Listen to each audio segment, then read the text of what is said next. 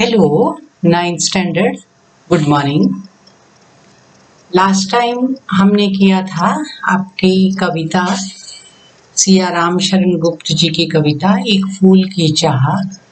बहुत ही मार्मिक कविता थी वो, जिसमें हमने लंबी कविता है सिया राम शरण गुप्त की, मैथिली शरण गुप्त के छोटे भाई।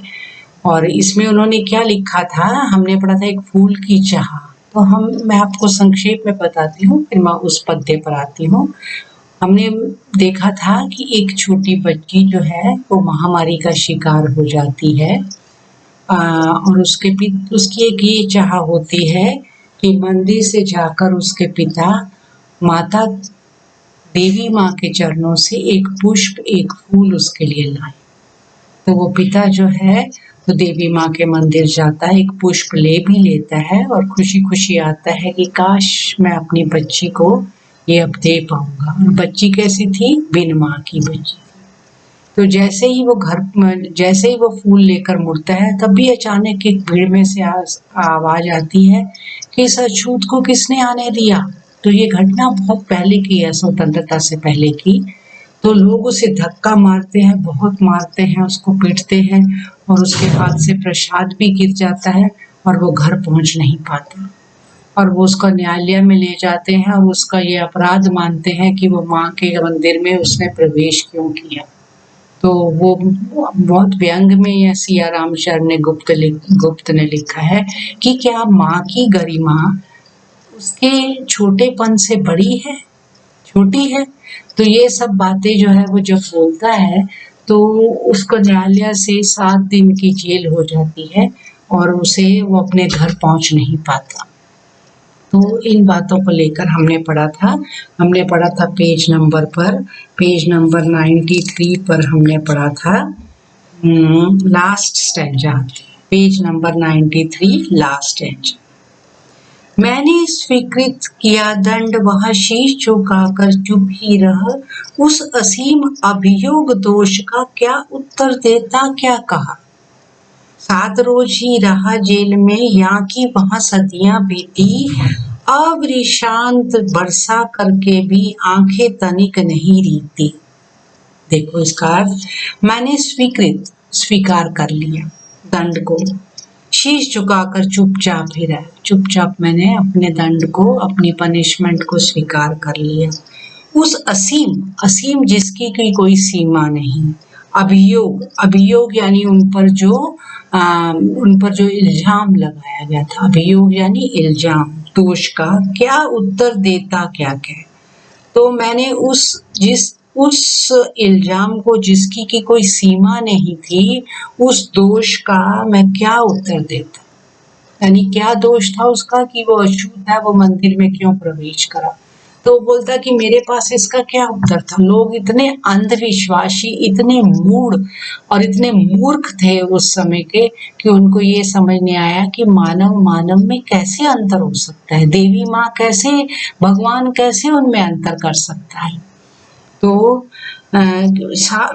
मैंने स्वीकृत किया, मैंने चुपचाप सिर झुकाकर अपने अपराध को स्वीकार कर लिया।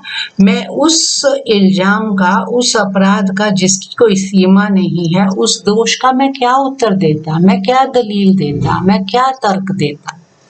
7 रोज ही रहा जेल में, तो 7 दिन मुझे जेल में रखा गया। यहाँ की वहां सदियां बीती, पर वो 7 दिन कैसे थे? 7 सदियों के बराबर। आप खुद सोचो, घर में उसकी बिना माँ की बच्ची बीमार पड़ी है और वो राह देख रही है कि उसके पिता देवी माँ के चरणों से प्रसाद के रूप में उसके लिए फूल लाने गए हैं, और बुखार से तपतपाती वो बच्ची अपने पिता की राह देख रही है और वो पिता घर ही नहीं पहुंचे 7 दिन तक। आप विचार कीजिए, या फिर सदियां बीती, 7 दिन पिता के लिए जेल में 7 सदियों के बराबर थे। अविश्रांत यानी लगातार, कंटिन्यूअस, लगातार, वर्षा करके भी आंखें तनिक नहीं रीती यानी तनिक भी वो आंखें जो है उनकी थकी नहीं है। आंखें लगातार, आंखों से आंसू बहते रहे, परंतु फिर भी उनकी आंखें सूखी नहीं, थकी नहीं। लगातार आंसुओं की वर्षा उनकी आंखों से होती रही। आंखें रोती रही कि हाय मेरी बच्ची का क्या होगा, जो कि बुखार से तपतपाती उसको छोड़कर मैं आया था। फिर क्या हुआ, ऑन पेज नंबर 94, दंड भोग कर जब मैं छूटा, पैर न उठते थे घर को, पीछे ठेल रहा था कोई, भय जर्जर तनु पंजर को, पहले किसी लेने मुझको नहीं दौड़कर आई वह, उलझी हुई खेल में ही हाँ अब की दीना दिखाई वह। देखिए क्या हुआ, दंड भोग कर जब मैं छूटा, तो अपना जो है वो पनिशमेंट दंड भोग कर जेल से 7 दिन के बाद जब मैं छूट कर घर जाने लगा, पैर न उठते थे घर को, पैर न उठते थे यानी मैं से चला नहीं जा रहा था। मैं घर जाऊंगा तो वहां क्या दिखाई देगा, राइट। पीछे ठेल रहा था, ठेला धकेल रहा था, धक्का मार रहा था कोई, भय जर्जर, भय से जर्जर, जर्जर यानी कमजोर, तनु यानी शरीर, पंजर, पंजर यानी मनुष्य का जो अस्थि पंजर जिसे बोलते हैं, शरीर को ही बोलते हैं। तो भय से बहुत ही ज्यादा अक्षीण हुआ, भय से एकदम अक्षीण हुआ, कमजोर हुआ मेरा शरीर जो है वो, धीरे धीरे उसको कोई धक्का मारकर, यानी मुझसे चला नहीं जा रहा था कि 7 दिन की पनिशमेंट के बाद, अपराध के बाद, दंड के बाद मैं अब घर जा रहा हूँ, तो कैसे पहुंचूं घर। भय जर्जर, भय से क्षीण हुआ, कमजोर हुआ, तनु पंजर, और शरीर जो कि एकदम क्षीण हो चुका था, कमजोर हो चुका था, उसको कोई धक्का मारकर, मतलब बड़ी मुश्किल से मैं अपने कदम उठा के घर की तरफ जा रहा था। पहले किसी न लेने मुझको नहीं दौड़ कर आई वह, तो वो दौड़कर उनकी बच्ची आई, जैसे आती कि पिताजी आए ऐसे करके बाहर दौड़ती दौड़ती आती थी, पर अब वो घर की तरफ पहुंचा तो बच्ची नहीं बाहर निकली। उलझी हुई खेल में ही हा अब की दी ना दिखाई वह, और ना कहीं उनका आसपास दिखाई दी कि ही हा हंसती खेलती कहीं खेल रही हो अपने साथियों के साथ, उधर नजर मारी वहां भी नहीं थी, और ना वो घर से बाहर निकल कर दौड़ती आई, राइट।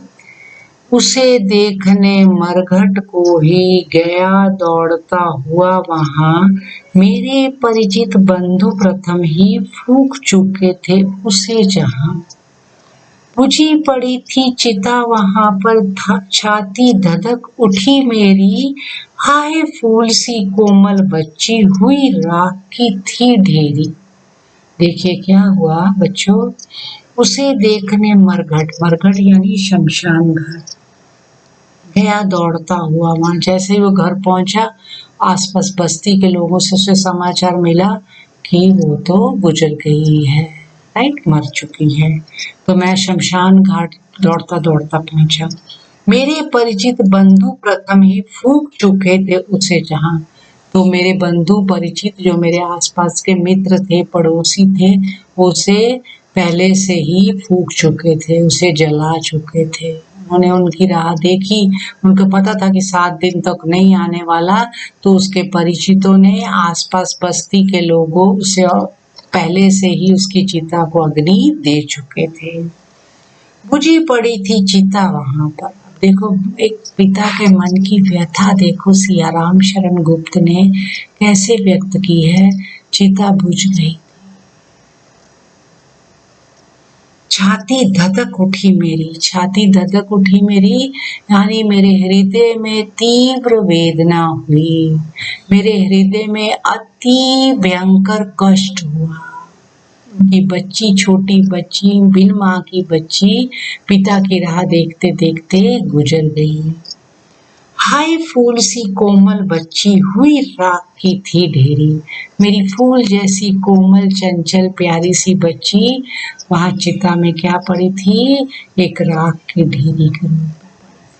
देखो समाज की विडंबना देखो, समाज की कुरीति देखो कि मानव जो है वो मानव को मानव नहीं मानता, राइट। तो उस समय के समाज में इतने अज्ञानी, इतने मूर्ख और इतने कठोर हृदय लोग थे कि वो मानव की व्यथा को ही समझते नहीं थे, ठीक है। तो